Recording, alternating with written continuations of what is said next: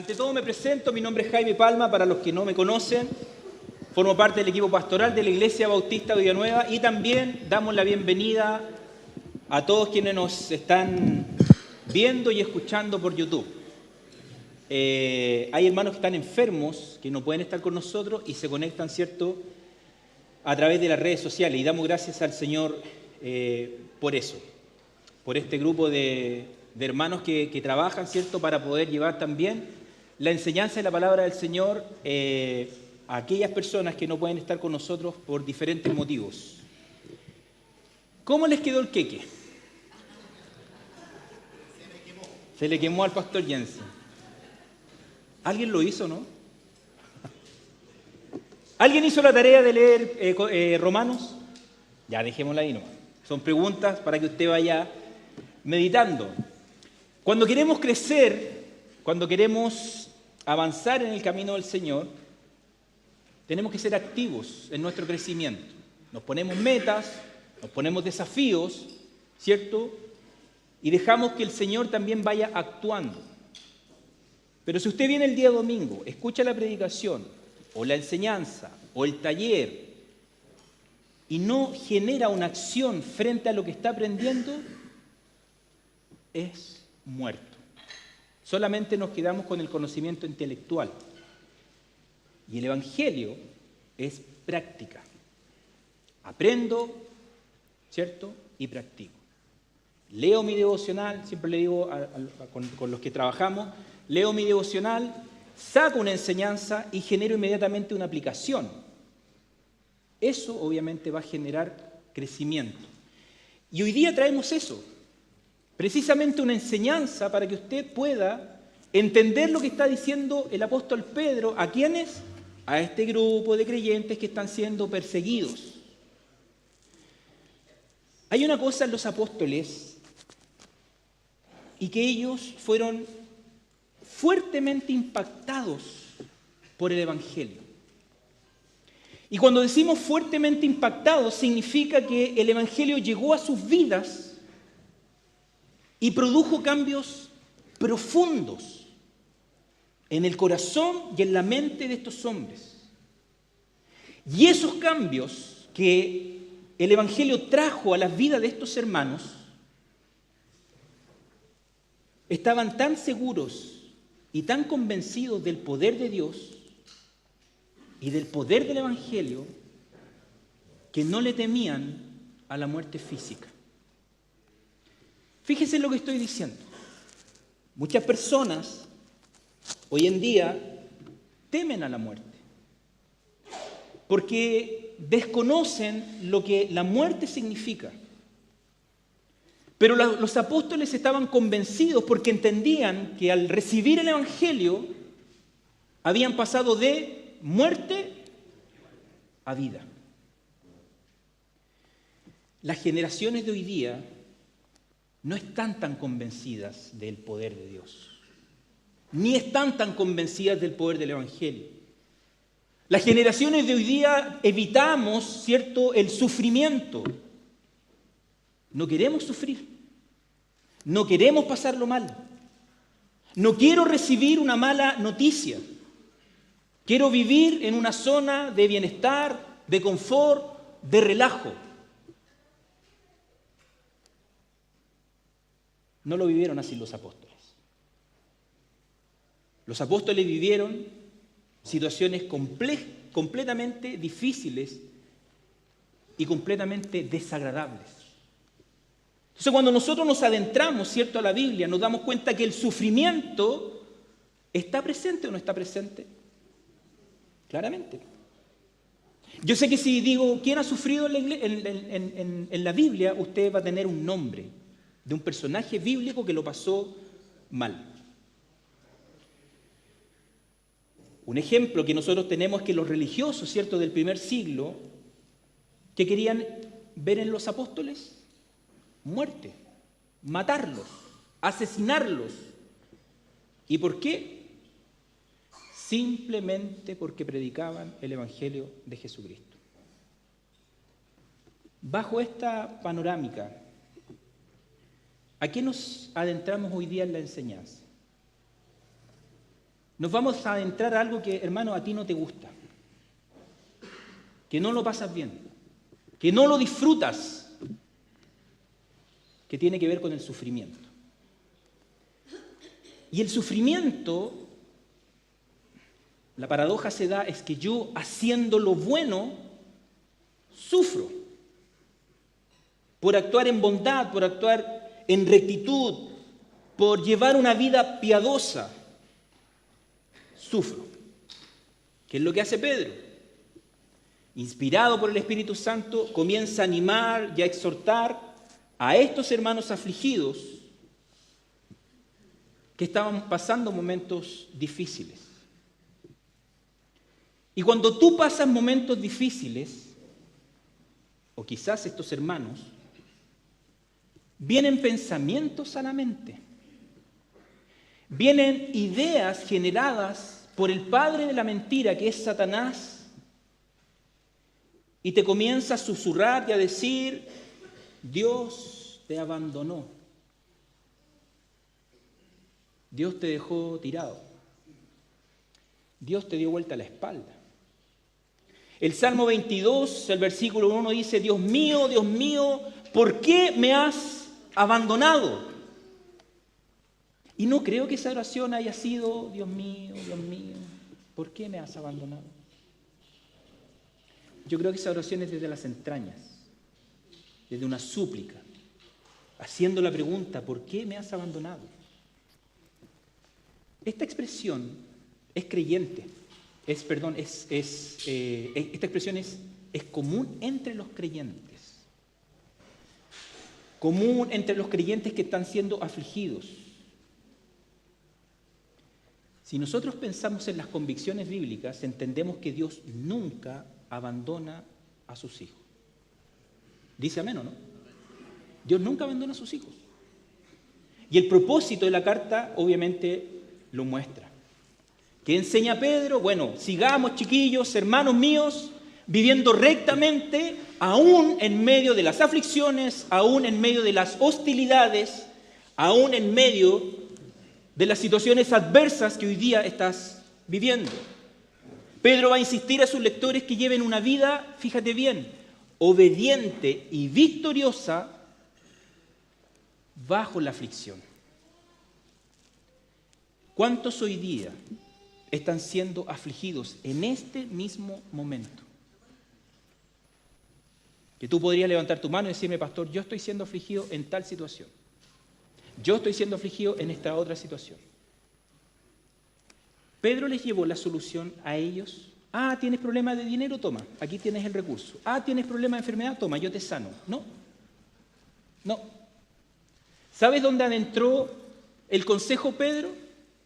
En la palabra de Dios. Porque ahí está la fortaleza. Pedro estaba convencido en el poder de Dios. ¿Usted lo está? Es en la palabra donde nosotros buscamos el recurso para sentirnos animados y fortalecidos. Vamos a leer el párrafo, ¿cierto?, que va entre el 13 y el 17.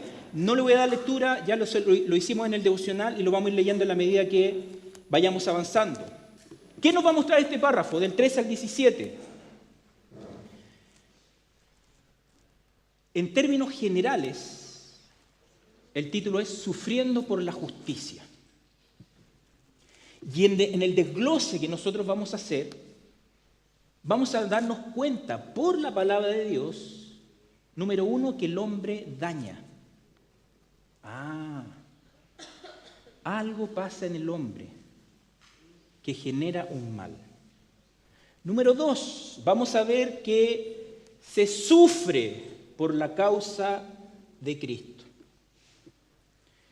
Y número 3, que ahí es donde viene, ¿cierto?, la enseñanza, que a pesar de que el hombre daña, a pesar de que estoy sufriendo por la causa de Cristo, estoy mandatado por Dios a honrar al Señor. ¿Entendió?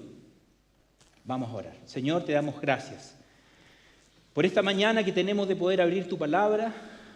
Ruego, Padre Celestial, que podamos ser edificados, podamos ser exhortados, animados en estos momentos, Padre Santo, que estamos viviendo. Gracias porque tenemos el ejemplo bíblico. Gracias porque tenemos el ejemplo de personas que vivieron antes que nosotros, que nos dan un lineamiento hacia dónde tenemos que conducir nuestras vidas en momentos de dificultad. Padre, saca de nuestra mente en este momento todas aquellas cosas que son un estorbo, que no nos dejan poder estar concentrados en el mensaje de tu palabra. Úsame conforme tú quieras, Señor, para la edificación de mis hermanos en el cuerpo de Cristo. Oramos en Cristo Jesús. Amén. Versículo 13, ¿qué dice? Biblia de las Américas, ¿quién lo puede leer? Versículo 13, capítulo 3, primera de Pedro, animando la aflicción.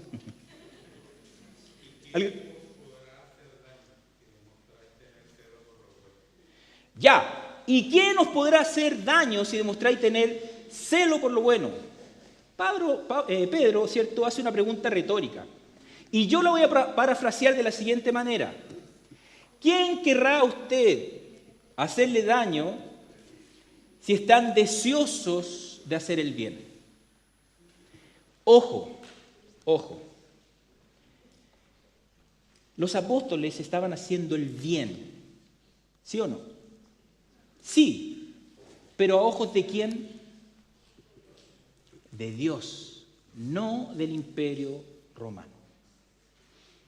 Estaban haciendo el bien, pero a ojos de Dios. Estos creyentes estaban inmersos en un mundo hostil y no hacer la voluntad de César era hacer el mal. Entonces la pregunta que hace Pedro y da el énfasis, ¿cierto?, en el verbo demostrar, que en el original significa cumplir, ¿cierto?, manifiesta la idea de hacer el bien, de ser irreprochables. Entonces dice, ¿y quién os podrá hacer daño si demostráis? Ese demostrar tiene que ver con la idea de hacer el bien. ¿Hago el bien cuándo? Cuando tomo el consejo de la palabra del Señor y lo comienzo a aplicar a mi vida.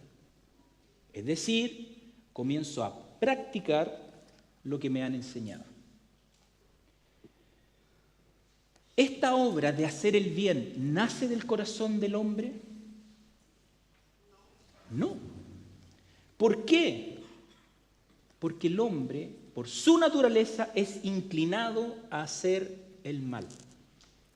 Entonces nace desde el corazón de Dios, que lleva a un hombre que estaba muerto en sus delitos y pecados, muerto espiritualmente, es decir, separado de Dios, y lo lleva, ¿cierto?, a una vida donde el poder del Evangelio lo va transformando. Donde el Señor se ha encargado a usted de renovar su mente, es decir, que hoy día está pensando como piensa Cristo. Que hoy día está actuando como actúa Cristo. Antes usted o yo estamos inclinados a hacer el mal. Hoy día en esta nueva naturaleza, una naturaleza espiritual, somos motivados e inclinados por hacer la voluntad de Dios. ¿Qué es lo bueno que hace referencia a Pedro? ¿Qué es lo que Pedro está diciendo? Ustedes están demostrando, ¿cierto?, hacer el bien a la comunidad, a la gente, a las personas. Lo bueno tiene que ver con todo lo que Pedro ya ha mencionado antes. Si tú analizas bien la carta, es una carta interesante en el sentido de que pone al hombre en situaciones difíciles y lo lleva a involucrarse aún más con la palabra del Señor. Esa es la clave. Hermanos, esa es la clave. No importa lo que estás viviendo, no importa lo que estás pasando, la clave está en que te involucres con la palabra del Señor. Esa es la clave. Lo bueno tiene que ver con lo que Pedro obviamente ha mencionado. Y eso bueno hace referencia no tan solo a las palabras, hace referencia al comportamiento, a las actitudes, al carácter cristiano frente a una aflicción. Piensa nuevamente en la aflicción que hoy día estás viviendo. ¿Cómo estás actuando? bíblicamente, cristianamente, o te estás dejando llevar por tus emociones. Como creyente, estamos llamados a hacer lo bueno. Romanos 12:21 dice, no seas vencido por el mal, sino vence con el bien el mal. Gálatas 6:9, y no nos cansemos de hacer el bien. Hacer el bien produce una vida ejemplar y obviamente genera frutos espirituales que sacian tu ser interior, sacian tu alma. Y ojo, no es hacer el bien por simplemente acallar mi conciencia, es hacer el bien por mi nueva naturaleza, enfocada y centrada en Dios. Los apóstoles estaban haciendo el bien, es decir, no tuvieron sufrimiento. Dios los guardó, los cuidó. No, lo pasaron mal. La primera parte del texto dice, ¿y quién nos podrá hacer daño? ¿Sabe que cuando Pedro escribe, yo me imagino en su mente están pasando situaciones de sufrimiento que a él le tocó vivir? Y comienza a decir, pero aún sufrís por causa de la justicia. Dichosos sois. Oh, si yo no quiero sufrir, no lo quiero pasar mal. Y más encima me dice que soy dichoso. Cuando vemos la iglesia primitiva, muchos creyentes sufrieron por la justicia del Señor, por la causa de Cristo. Y eso tenía que ver nuevamente por la conducta recta, por una vida basada en los principios y en los valores cristianos que hacían de esa persona un hombre piadoso.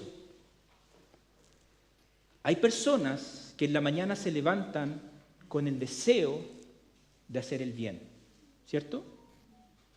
Hay personas que en la mañana se levantan con el deseo de hacer el mal, con el deseo de perjudicar a otros, con el deseo de buscar el sufrimiento en el otro, con el deseo y el afán de atormentar a las personas. La maldad es parte activa de este mundo y Satanás utiliza ese recurso para que el creyente, su fe sea debilitada y de esa manera el creyente niegue la fe en el Señor. Vuelvo a la pregunta, ¿usted ha sufrido? Sí. No levante su mano. ¿Pero usted ha sido víctima de robo? ¿Usted ha sido víctima de estafas?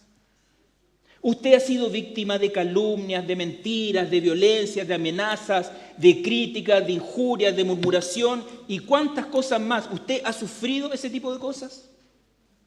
Sí, sí. Hemos sufrido. Lo hemos pasado mal. La pregunta es entonces, ¿cómo actuamos? ¿El sufrimiento qué genera en uno? ¿Qué genera en usted el sufrimiento?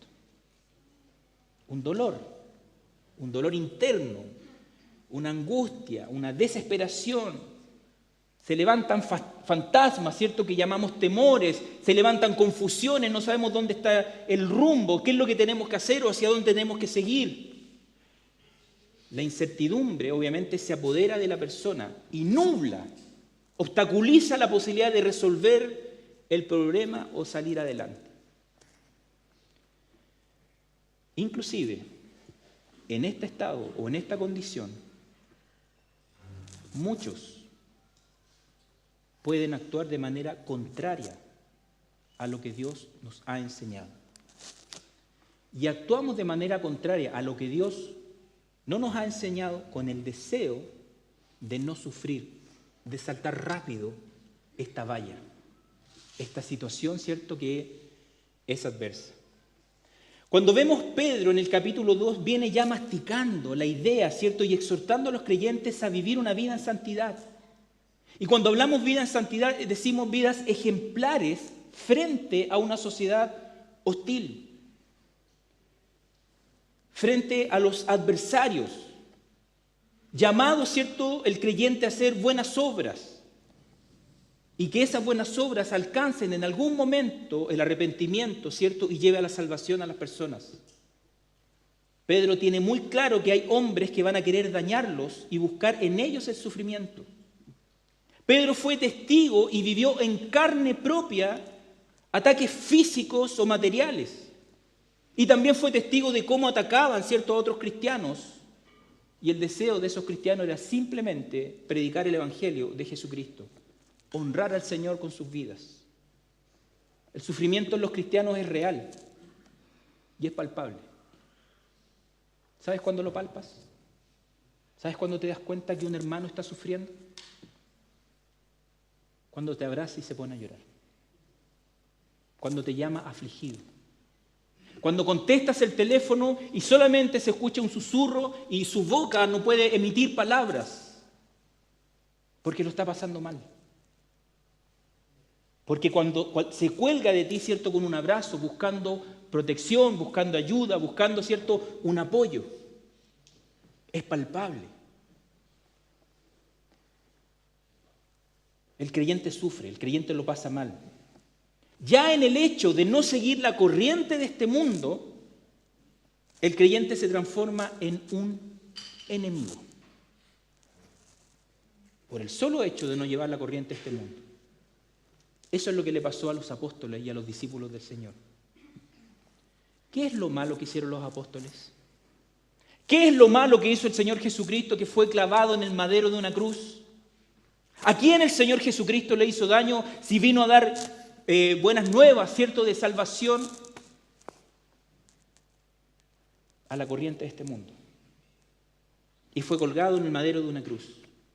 Hechos capítulo 5, el versículo 41 dice: ellos pues salieron de la presencia del concilio regocijándose de que hubieran sido tenidos por dignos de padecer afrenta por su nombre. Eran encarcelados, azotados. Y cuando fueron libres, salieron gozosos por el nombre del Señor. Hechos capítulo 7, versículo 59 dice: mientras apedreaban a Esteban. Fíjate, hermano, lo que hacía Esteban.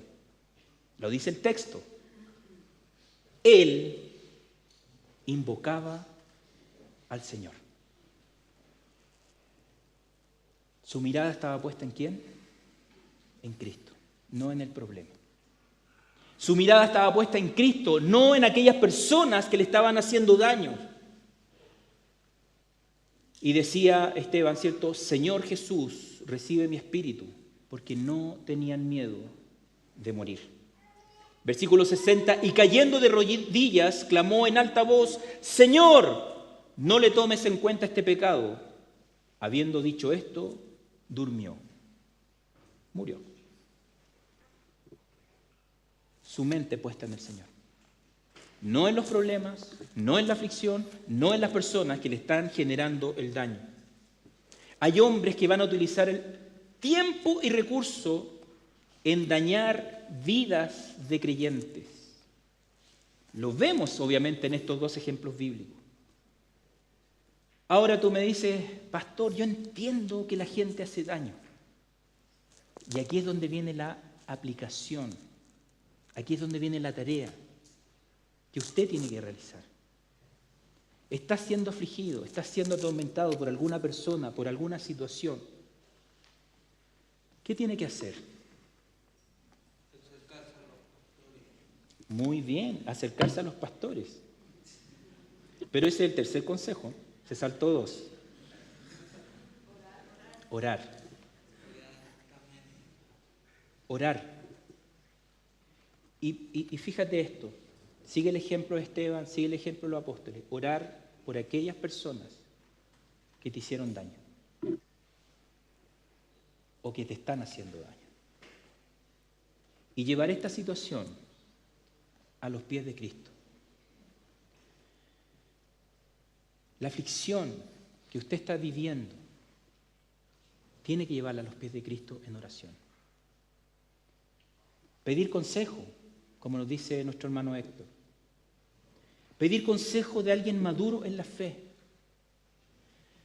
buscar la ayuda, que alguien te pueda guiar y encaminar por el consejo bíblico, no por las experiencias que tú has pasado.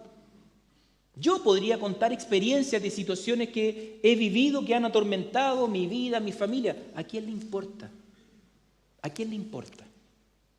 Si lo que nos interesa es el recurso bíblico para poder seguir fundamentado en lo que Dios quiere hacer con tu persona. Ejemplos tenemos muchos de cómo lo hemos pasado mal, de cómo hemos sufrido. Y no lo digo a quien le importa de manera despectiva, porque sí nos interesa tu situación. Lo digo desde el punto, desde el foco, desde la perspectiva, hacia quién estamos mirando. Y número 3 en el consejo. Busque, mi querido hermano, busque la solución bíblica de la situación que está pasando. Es que la Biblia nos dice que cuando pasó esto, sí lo dice. Ejemplo, lea el Salmo 13. Una persona atormentada, una persona que se hacía preguntas para sí misma. Lea el Salmo 13. Tómelo como devocional esta semana y busque bíblicamente soluciones a su problema. Número 2, sufrir por causa de Cristo. Pero aún si sufrís por causa de la justicia, dichosos sois, y no os amedrentéis por temor a ellos, ni os turbéis. Qué difícil lo que nos está pidiendo Pedro. No a nosotros, a los creyentes de ese tiempo. Estoy siendo perseguido, salí de mi casa, estoy viviendo en una tierra que no me corresponde, mataron quizás a mi familia, quemaron mis bienes, y más encima me dice que soy bienaventurado, que soy dichoso y feliz por causa de Cristo. Llega a ser irrisorio. Pero ¿sabe lo que pasa? Es que el hombre natural, y cuando digo hombre natural, digo el hombre sin Dios, lo que dice la Biblia, se enfoca en este tiempo. El hombre espiritual se enfoca en la eternidad, en Dios. Policarpo fue un cristiano del primer siglo y fue uno de los primeros mártires.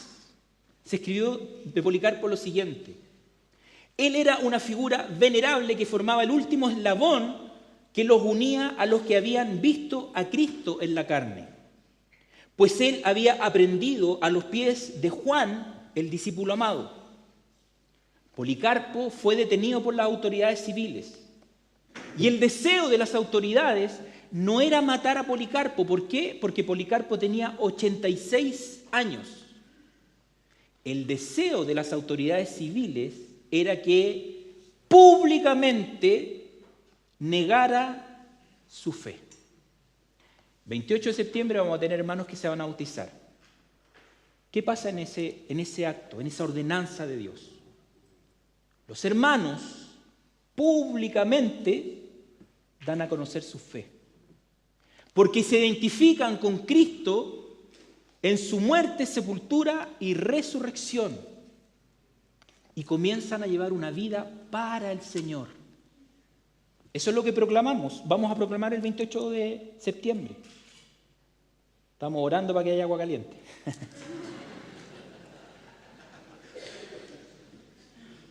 Voy a orar más. Voy a llevar esta aflicción por mis hermanos, es por amor a mi hermano. Públicamente este hombre tenía que negar su fe.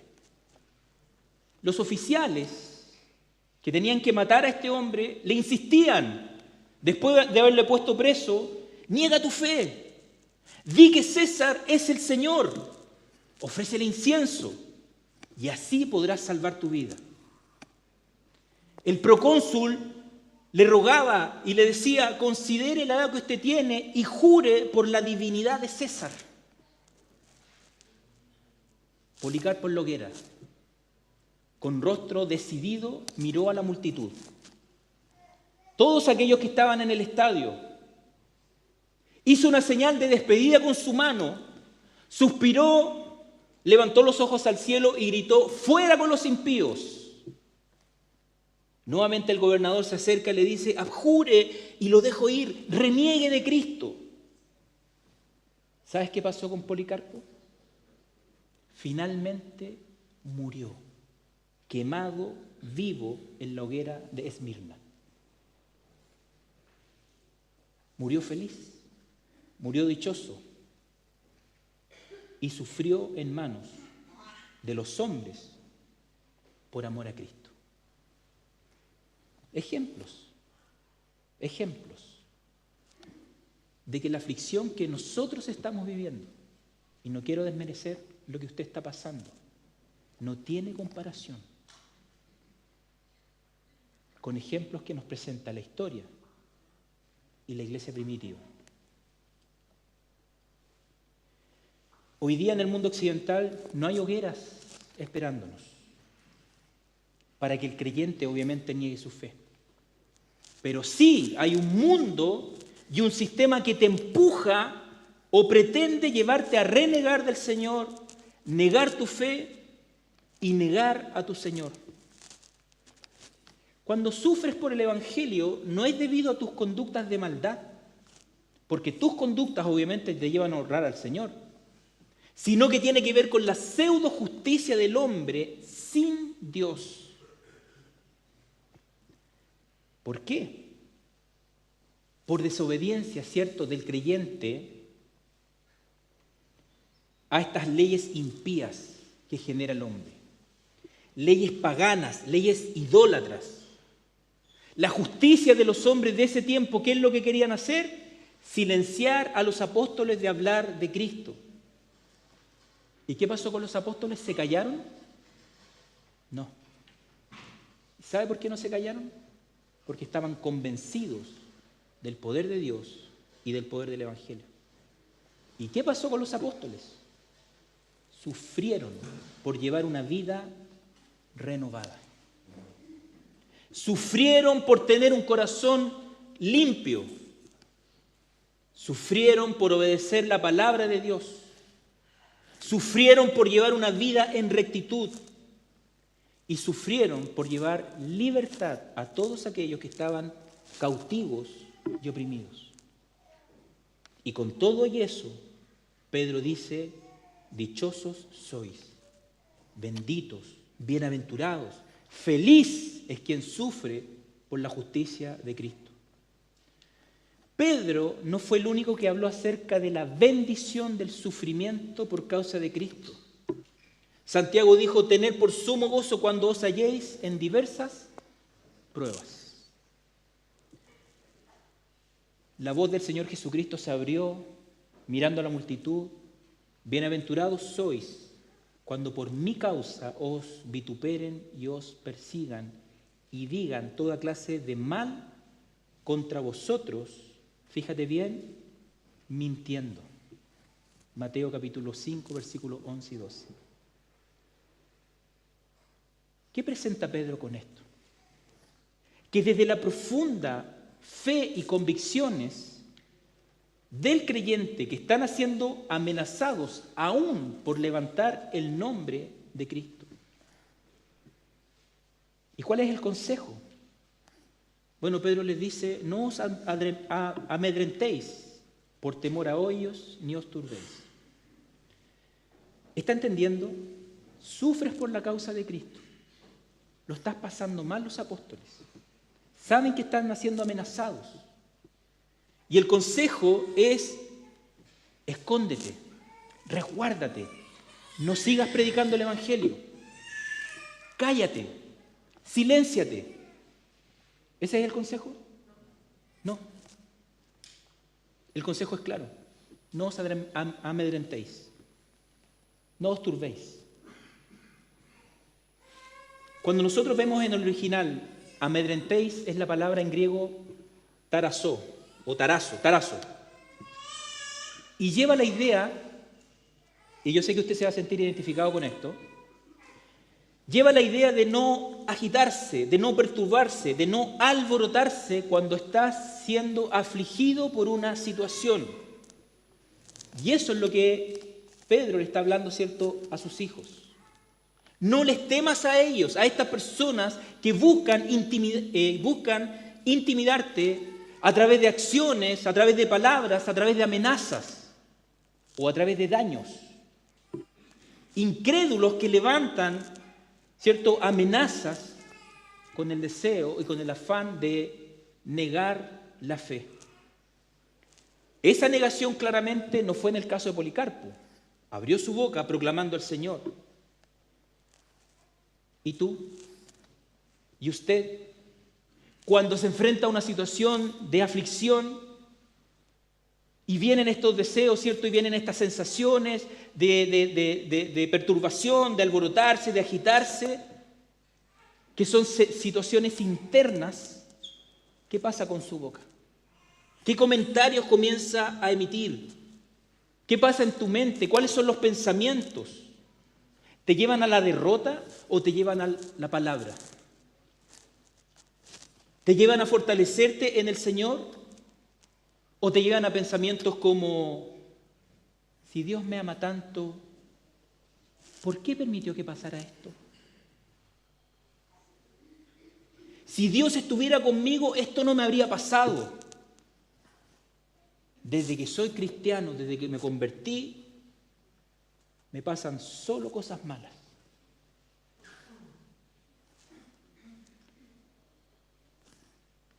El temor en el creyente frente a situaciones de aflicción no aporta. No es fruto del Espíritu. No te edifica, no te sostiene, no te fortalece. El temor en el creyente, muy por el contrario, va a buscar debilitar tu fe, va a buscar nublarte, va a buscar paralizarte y no genera nada bueno en ti. Por eso es que Pedro dice, no os turbéis.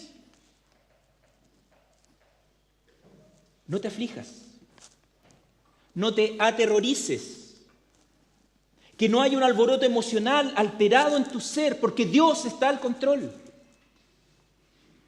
porque Dios sabe la situación, porque Dios sabe lo que pasaron los primeros creyentes al momento de predicar el Evangelio. Cuando vemos el ejemplo de los apóstoles, cuando vemos el ejemplo de sus conductas en el libro de los Hechos, a pesar de todas las aflicciones que vivieron, no vemos hombres que perdieron el control. No vemos hombres alterados. No vemos hombres no sabiendo qué hacer. No vemos hombres que hablaron mal de Dios. No vemos hombres que se apartaron de su voluntad. Vemos hombres fortalecidos en el temor del Señor. Vemos hombres involucrados en la enseñanza de Cristo. Vemos hombres comprometidos con la iglesia, con creyentes, aún frente a la adversidad. Vemos hombres capaces de animar en la aflicción a otros. Su mente estaba renovada. Su mente estaba siendo transformada por Dios. Ante las dificultades y sufrimiento. Y si estás haciendo las cosas rectamente, el Señor nos exhorta, nos demanda a que no te sientas amedrentado. El Señor nos exhorta, demanda a que no te perturbes, a que no te inquietes. Dios, aunque no lo veas, sigue estando al control de la situación. Es parte de su voluntad, Él así lo quiso. La situación que estás viviendo es parte del plan perfecto de Dios sobre tu vida. ¿Se va a resolver? No lo sé. No lo sé. Quizás vas a morir con la enfermedad crónica. Quizás vas a morir con la situación que estás viviendo. Quizás te vas a ir de este mundo y el problema no ha sido resuelto. ¿Eso significa que Dios perdió el control? No. Eso significa que Dios es soberano y que Dios responde como Él quiere. Entiendo la enseñanza, pastor. Sé que no me tengo que afligir. ¿Cómo lo hago? ¿Cuál debiera ser mi conducta en tiempos entonces de aflicción? Y aquí lo voy a ver en dos partes y necesito ayuda con el PPT la segunda. Desde el punto de vista interno y personal, comienza a generar en tu vida firmezas bíblicas. ¿Y qué quiero decir con esto? Busca versículos que calen profundamente tu corazón. Versículos claves, versículos anclas, pero que claven tu corazón profundamente. Que sea que Dios habló a tu vida con ese versículo. Porque esos versículos te van a sostener en momentos de aflicción. Busca firmeza bíblica. Afirma tus creencias y convicciones en Dios. Aunque vengan vientos, tu pensamiento, tu convicción va a estar firme en lo que Dios dice. Nuevamente, ora. Ten un tiempo de intimidad con Dios. Pero no es oración. Amén. Usa la fe y usa tu razón. Fe y razón. Exponiendo el problema frente a un abogado que te va a defender, que es Cristo Jesús. Ora. Busca esta solución bíblica para tu sufrimiento. Nuevamente, en esta situación de aflicción, pide consejo. No seas sabio en tu propia opinión. Busca la respuesta del Señor a tu palabra. Y cuando vemos factores externos de gente que lo está pasando mal, ¿cómo lo hago? Fíjate bien. Lista mundial de la persecución 2025. Avanza, por favor. 1 de cada 7 cristianos en el mundo es perseguido. ¿Usted está en esta lista? No. Por favor, sigue. 1 de cada 5 cristianos es perseguido en África. 2 de cada 5 cristianos son perseguidos en Asia. 1 de cada 16 cristianos son perseguidos en América Latina. Cristianos, 4.476 cristianos han sido asesinados. 7.679 iglesias o templos atacados. 4.744 cristianos detenidos. ¿Por la causa de quién? De predicar el Evangelio.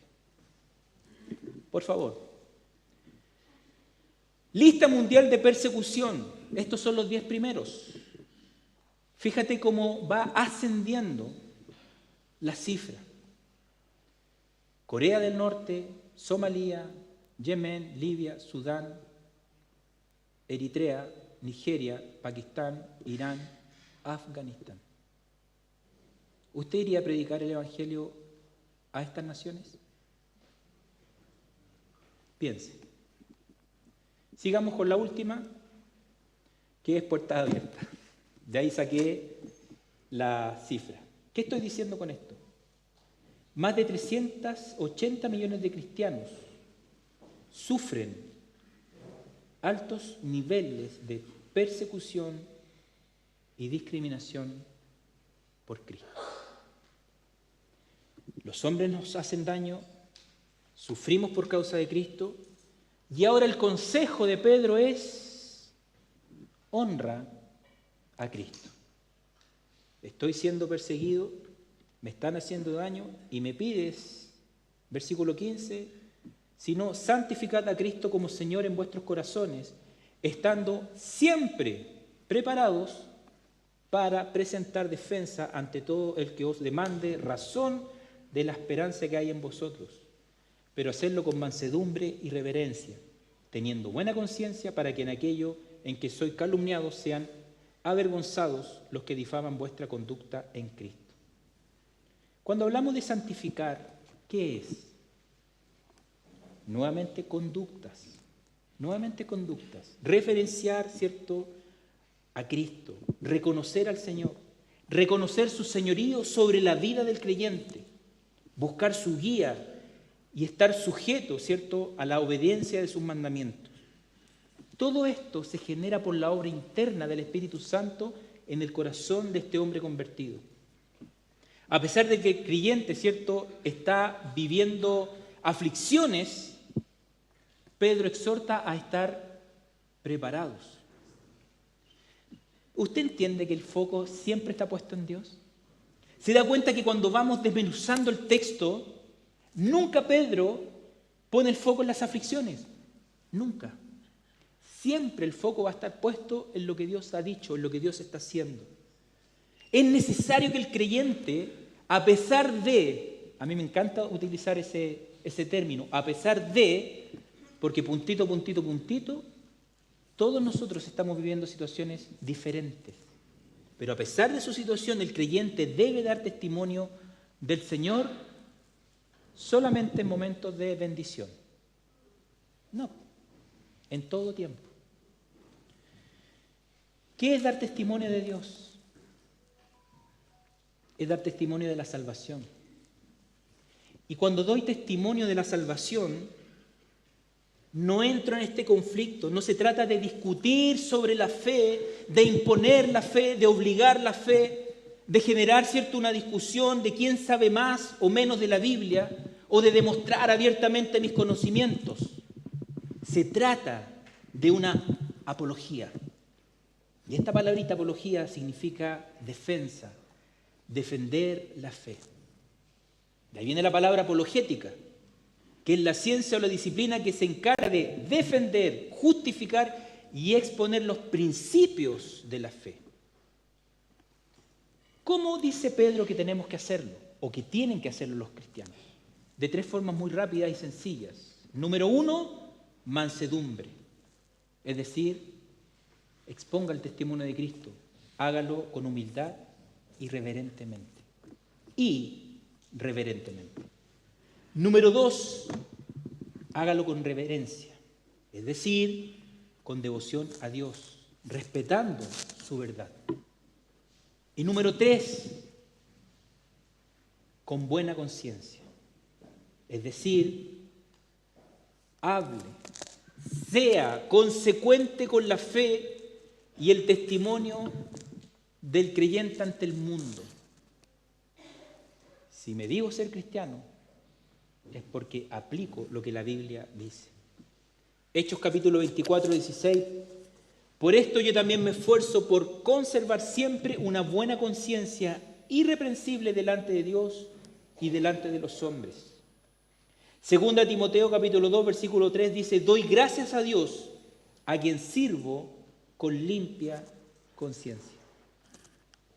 Primera de Timoteo 1:9 dice, guardando la fe y una buena conciencia. Cuando damos testimonio de nuestra fe, de la obra del Señor Jesucristo, usted no está llamado a convencer a las personas, porque esa es una obra del Espíritu Santo. Usted está llamado a abrir su boca y hablar lo que la Biblia dice, con mansedumbre, reverencia y buena conciencia.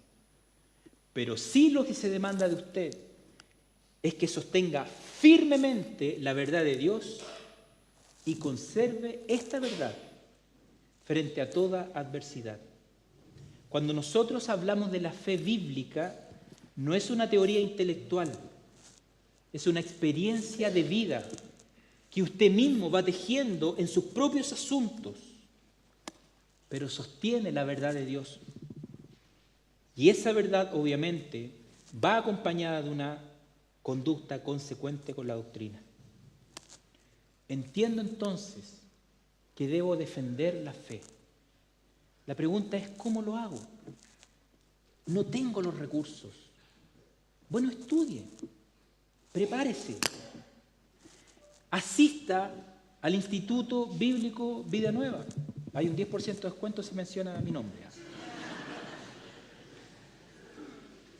Prepárese.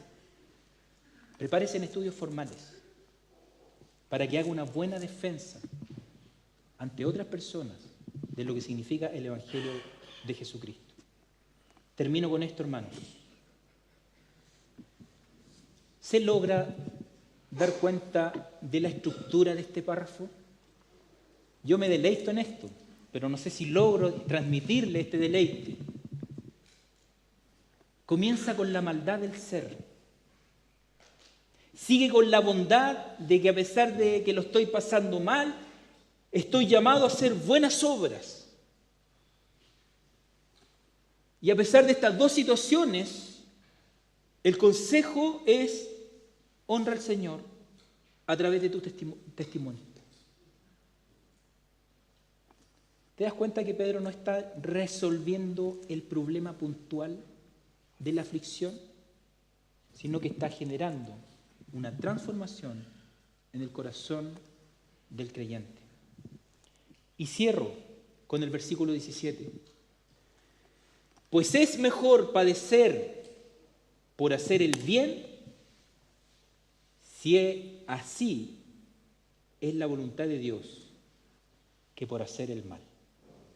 Oramos. Señor, damos muchas gracias por esta mañana donde hemos podido abrir tu palabra, y ciertamente oramos para que tengamos esta enseñanza, o por la enseñanza que hemos recibido, podamos tener una aplicación en nuestras vidas, poniendo, Padre Celestial, siempre nuestro foco en ti. Gracias por este tiempo. Rogamos, Dios amado, tu bendición, y que durante esta semana también podamos alimentarnos a través de tu palabra. Oramos en Cristo Jesús. Amén.